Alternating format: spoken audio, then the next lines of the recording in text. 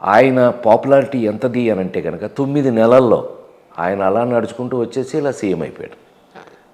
That is the power of అన్ ఎన్టీఆర్. ఆయన power అలాంటిది, ఆయనలో ఉన్న దైవత్వం అలాంటిది. 9 నెలల్లో ఒక అధికారాన్ని చేతపట్టి కామన్ మ్యానే నా దేవుడు, బీదవాడు నా దేవుడు, ఈ సమాజమే దేవాలయం అని నమ్మించి మనందరి చేత నమ్మించి ఒక మామూలు వ్యక్తికి కూడా ఇల్లు అనేది ఉండాలి అని కట్టించి, ఒక మామూలు వ్యక్తికి కూడా భోజనం అనేది తప్పకుండా ఉండాలి అని వీటినన్నిటినీ ఇవాళ సంక్షేమ పథకాలని మాట్లాడుకుంటూనే ఎవడైనా సరే వీటన్నిటినీ మొదలుపెట్టి అసలు ప్రేమతో వాటిని ఇంట్రడ్యూస్ చేసిన వ్యక్తి నందమూరి తారక రామారావు. కోర్స్ నేను రాజకీయాల్లో లేను కాబట్టి నేను ఇంతకుముందు ఇవన్నీ మాట్లాడలేదేమో నాకు తెలియదు, కానీ వీటన్నిటికీ ఆద్యులు శ్రీ నందమూరి తారక రామారావు గారు. ఆయన సినిమాలు చూసిన మనుషుల గురించి కాదండి, కామన్ మ్యాన్ మీద ఆయనకున్న ప్రేమ అలాంటిది. ఆయన మన కోసం, మనమంతా అదృష్టవంతులు. ఇవాళ ఏం చేసినా ఎవరు చేసినా, నేను రాజకీయం మాట్లాడదలుచుకోవాలి, కానీ ఎవరు చేసినా ఏం చేసినా ఆయన ఇన్స్పిరేషన్ లేకుండా మాత్రం ఉండదు. అవును సార్, 100%. అది ఎన్టీ రామారావు గారు అంటే నా దృష్టిలో. ఏమండి, నేను ఒక విషయం చెప్పేస్తే మీరు షాక్ అవ్వద్దు చివరికి.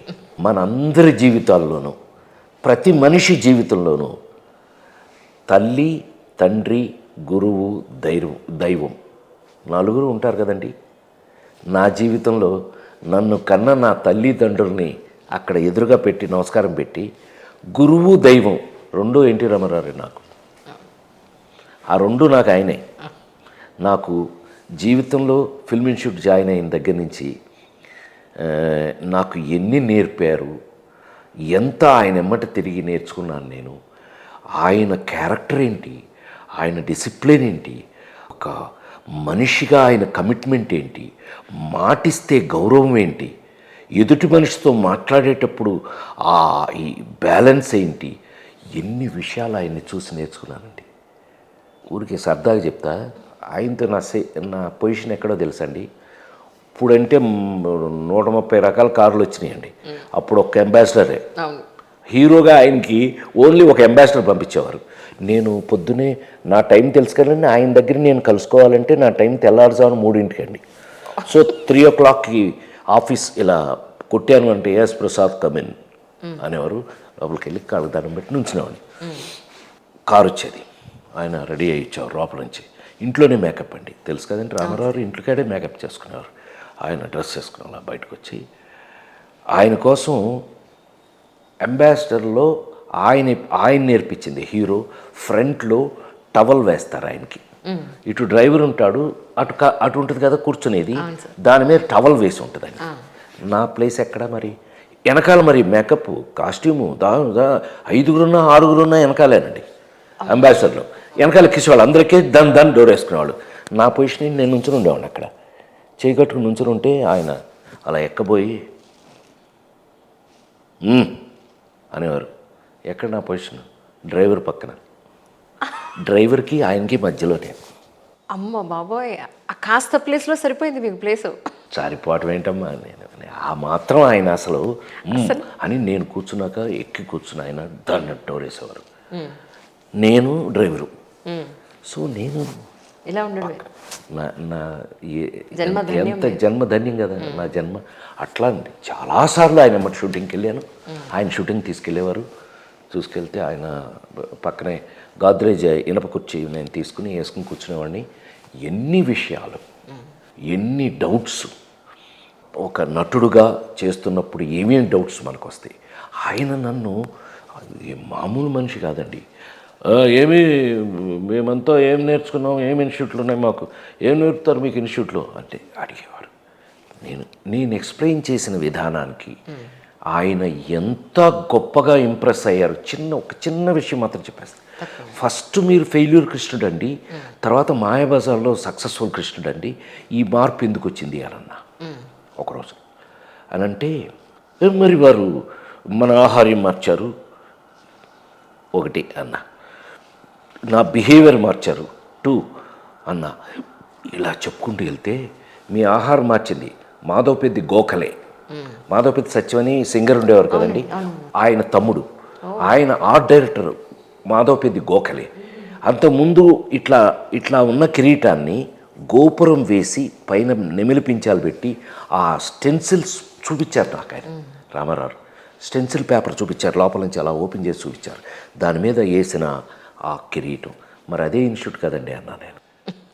మరి మిమ్మల్ని అదొక ఇన్స్టిట్యూట్ కదండి, మిమ్మల్ని మరి మీరు ఎంటర్ అవుతుంటే అందరూ మీ కాళ్ళ మీద పడితే మీరు ఇలా ఉన్న వాళ్ళలా అలా అయిపోయారు కదా, మీకు దేవుడైన ఫీలింగ్ వచ్చింది కదా అన్న.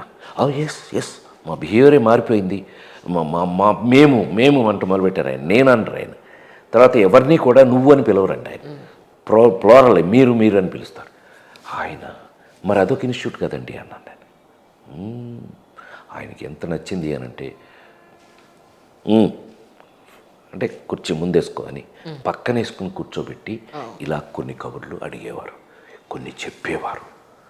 ఎన్నెన్ని విషయాలు వారి దగ్గర నేను నేర్చుకున్నాను, ఎన్ని విషయాలు వారితో నాకు ఎంత గొప్ప అనుబంధం కాదండి, దేవుడు నాకు దేవుడండి ఆయన. చెప్పాను కదా ఇందాక మీకు, గురువు దైవం రెండు ఆయనే. సో ఆయన దగ్గర ఎన్ని నేర్చుకుని చివరికి ఆయన ఎంత సంతోషపడ్డారంటే, మాకు చాలా సంతోషంగా ఉంది సీఎం అయ్యాక. నా అదృష్టం అండి, సీఎం అయ్యాక మాకు చాలా సంతోషంగా ఉంది, మీ ట్రెండ్ మీరు తెచ్చుకున్నారు, మీరు ఒక కామెడీలో మీరు బాగా నవ్విస్తారంట కదా, బాపు గారు చెప్పారు నవ్వించండి అనేవారు ఆయన. అంటే ఆయనతో దగ్గరుండి ఎంత ఆయన దగ్గర నేను కూర్చుంటే భలే కబుర్లు చెప్పేవాడిని. ఆయనకి నాకు తెలిసి రామారావు గారికి నేను చెప్పిన కబుర్లు బహుశా ఎవడో చెప్పున్నాడని నాకు తెలిసి, అంటే పొగరేమో నాకు తెలియదు, నేను చెప్పిన కబుర్లు మాత్రం ఆయనతో ఎవరో చెప్పుండ్రు. అంత అదృష్టం నాది వారితోటి.